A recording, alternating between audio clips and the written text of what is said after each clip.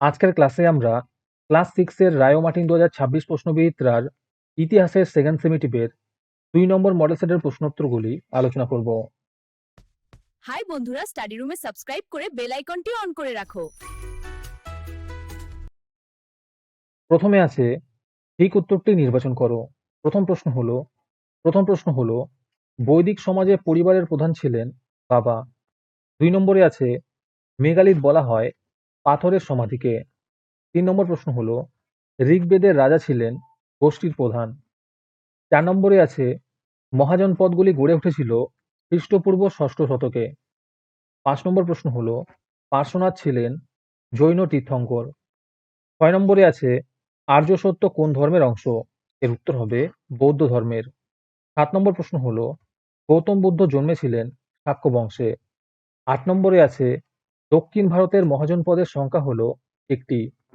9 নম্বর প্রশ্ন হলো শকাব্দ গণনা শুরু হয় 78 খ্রিস্টাব্দ থেকে। 10 নম্বর প্রশ্ন হলো চন্দ্রগুপ্ত মৌর্যের পর সম্রাট হন অশোক। তারপরে আছে এক কথায় উত্তর দাও। প্রথম প্রশ্ন হলো বেদ কত প্রকার ও কি কি? এর উত্তর হবে বেদ 4 প্রকার যথা ঋগ্বেদ, সামবেদ, যজুর্বেদ ও অথর্ববেদ। 2 নম্বর প্রশ্ন হলো পরবর্তী বৈদিক যুগে কি কি চাষ হতো?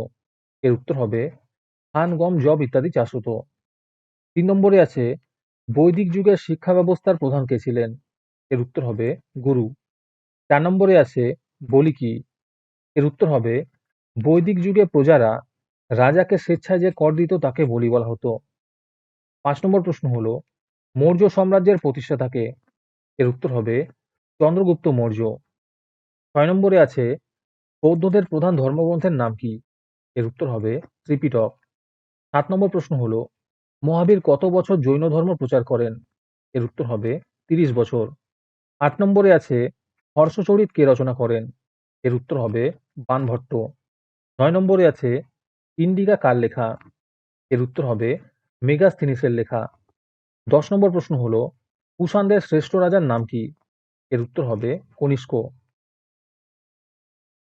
তারপরে 3 নম্বরে আছে নিচের যে কোনো 4টি প্রশ্নের উত্তর দাও। প্রথমে আছে বেমানান শব্দটি খুঁজে বের করো। এখানে উত্তর হবে বেদ।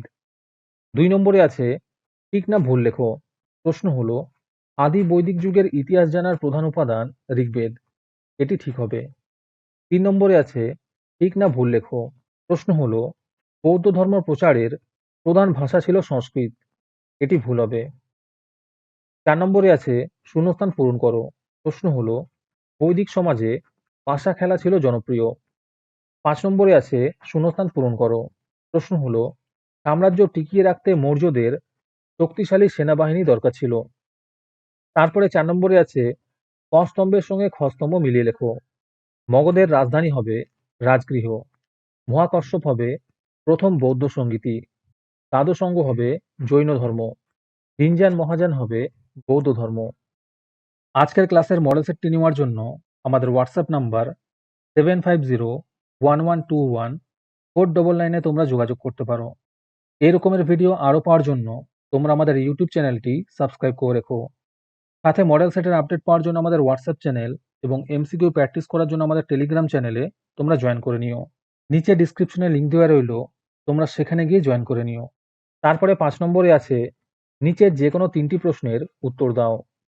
এই প্রশ্নের উত্তরগুলি আমি তোমাদের দেখিয়ে দিচ্ছি, তোমরা দেখে দেখে নোট ডাউন করে নিও। প্রথম প্রশ্ন হলো বেদের অপর নাম শ্রুতি কেন?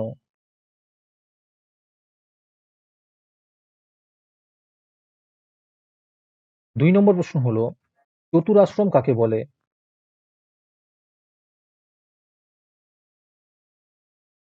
3 নম্বর প্রশ্ন হলো অষ্টাঙ্গিক মার্গ কি?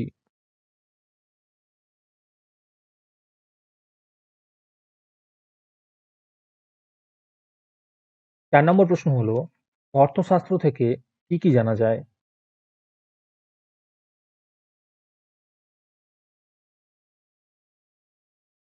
তারপরে 6 নম্বরে আছে নিচের যে কোনো 2টি প্রশ্নের উত্তর দাও। প্রথম প্রশ্ন হলো ষোড়শ মহাজন পদের টিকা লেখো।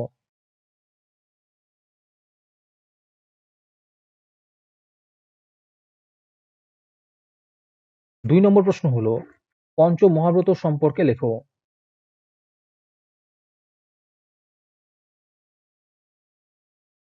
3 নম্বর প্রশ্ন হলো, নাসিক লেখ থেকে কি কি জানা যায়?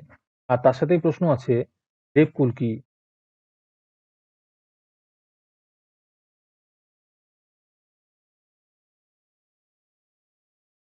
4 নম্বর প্রশ্ন হলো, মৌর্য সম্রাটরা গুপ্তচর কেন নিয়োগ করতেন?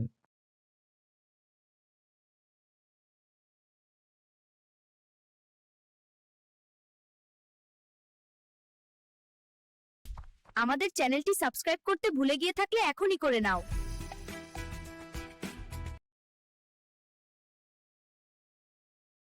তারপরে 7 নম্বরে আছে, নিচের যে কোনো দুটি প্রশ্নের উত্তর দাও। প্রথম প্রশ্ন হলো, বৈদিক যুগের ব্যবসা বাণিজ্য কেমন ছিল সংক্ষেপে লেখো। আর তার সাথেই প্রশ্ন আছে, স্নাতক কাদের বলা হতো?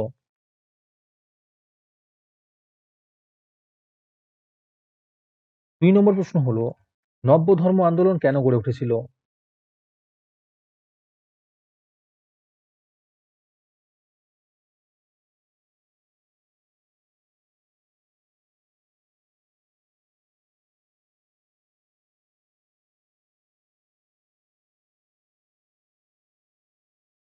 3 নম্বর প্রশ্ন হলো, সমুদ্রগুপ্তের যুদ্ধ জয় সম্পর্কে লেখো।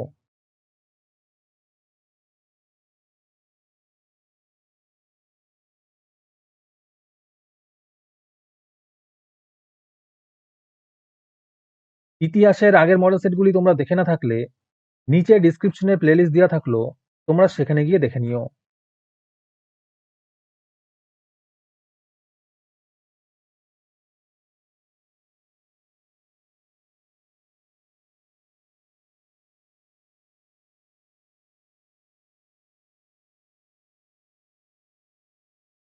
চার নম্বর প্রশ্ন হলো, অশোকের ধম্ম সম্পর্কে যা জানো লেখো।